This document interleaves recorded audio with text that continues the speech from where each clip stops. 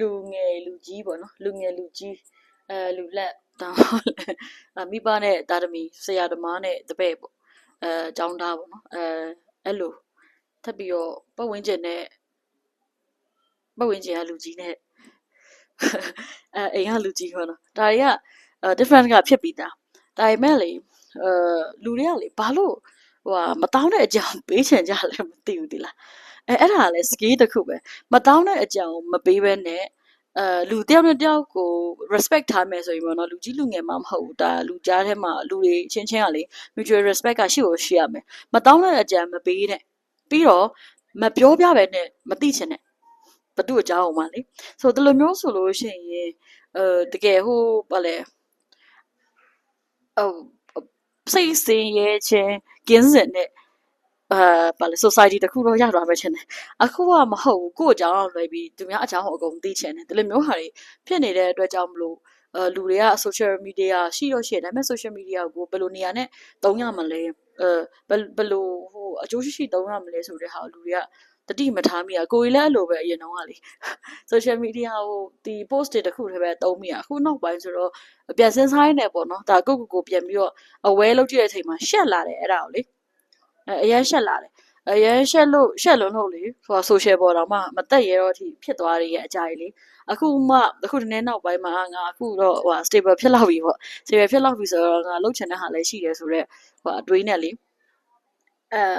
အတွေးနဲ့သွားကြည့်တာအခုအဲ့ဒါဘယ်လိုထင်လဲလူတွေကဥမာလာမေးတယ်ပေါ့နော် hey အသက်ဘယ်လောက်ရှိပြီလဲစစချင်းလေပြီးတော့လစာဘယ်လောက်ရလဲဒီလိုမျိုးဟာပေါ့ပြီးတော့မမေးတဲ့ဒီ interpersonal ဖြစ်တဲ့ privacy ဖြစ်တဲ့ဒီမေးခွန်းတွေမေးခံရဘူးလားအဲ့ဒါအဲ့ဒီမှာဘယ်လိုခံစားရမေးခံရတယ်ပေါ့နော်ဒီနောက်ပိုင်းတကယ်ဆက်ပိုင်းကတော့ဒီဟိုမှာကျောင်းပြီးစဆိုလို့ရှိရင်တော့ဘာဆက်တက်မလဲဘာဆက်လုပ်မလဲအဲ့အမေးတယ်ပြီးတော့အလုပ်ရှိလာပြီဆိုလို့ရှိရင်အလုပ်အကြောင်းလေးမေးလာတယ် yeah so နည်းနည်းအသက်နည်းနည်းထက်ကြီးလာမယ်ဆိုလို့ရှိရင် relationship အကြောင်းလေးစမေးမယ် so အဲ့ပါပေါ့နော်ဘာလဲပတ်ဝန်းကျင်မှာကြုံရမယ်ဟာဘယ်လိုခံစားရလဲဆိုလို့ရှိရင်တော့မေးလိုက်ပြီဆိုလို့ရှိရင်တော်တော်လေးနေလို့မကောင်းလို့မျက်နှာတောင်ပြတ်ချင်တယ်ပေါ့နော်ကိုတည့်ရဲ့လူဆိုလို့ရှိရင်တော့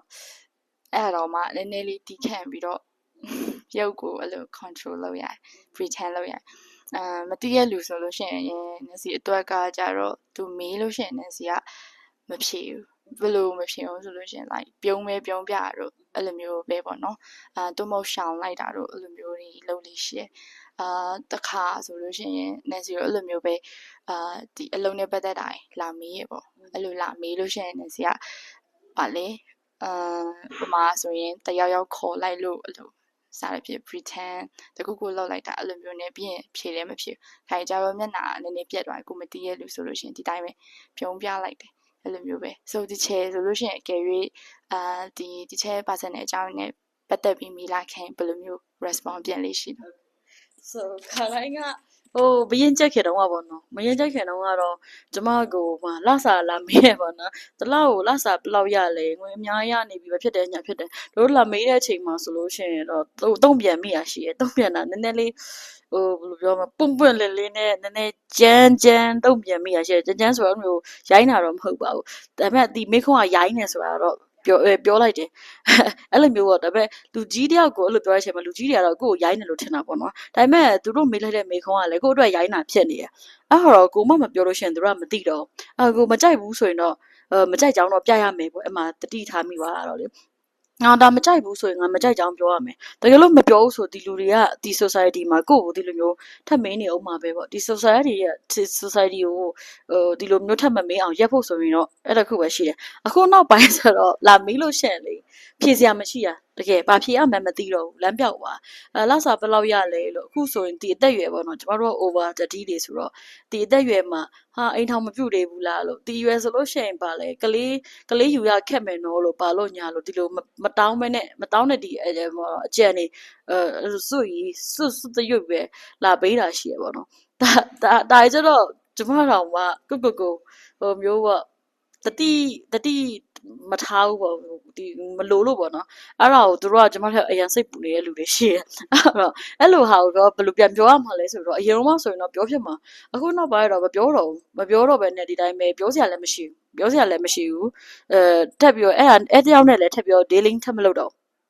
ပြီးသွားတယ်တကယ်လို့အပေါင်းတင်းအရန်ခင်နေတော့မှဒီလိုမျိုးလာပြောတယ်ဆိုလို့ရှိရင်ကျွန်မရှောင်လိုက်တယ်ရှောင်လိုက်တယ်နည်းနည်းတော့အေးဝမ်းမှာပေါ့နော်အေးလဲဘာမှမဖြစ်ပေါင်းဆိုတော့ကိုယ် social ပဲဖြစ်ကိုဒီရဲ့ဒီပတ်ဝေးခြင်းမှာပဲဖြစ်ကို toxic ဖြစ်လာမဲ့ဟာမှန်တယ်များတော့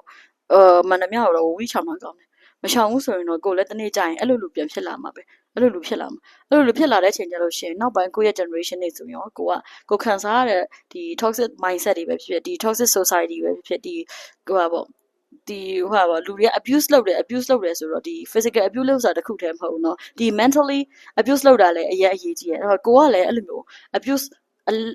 ထပ်လုံးမိမှာစိုးတယ်အဲ့ဟာကိုပဲဘာလဲဒီ generation မှာဒီများကိုမုံလဲပေးမုံထားလိုက်တယ်မုံထားပြီးတော့နောက် generation မှာကိုကအဲ့ဟာတွေထပ်မယူသွားအောင်လို့လေဒီ generation ကိုအဲ့မှာပဲရက်လိုက်တယ်ကျမကတော့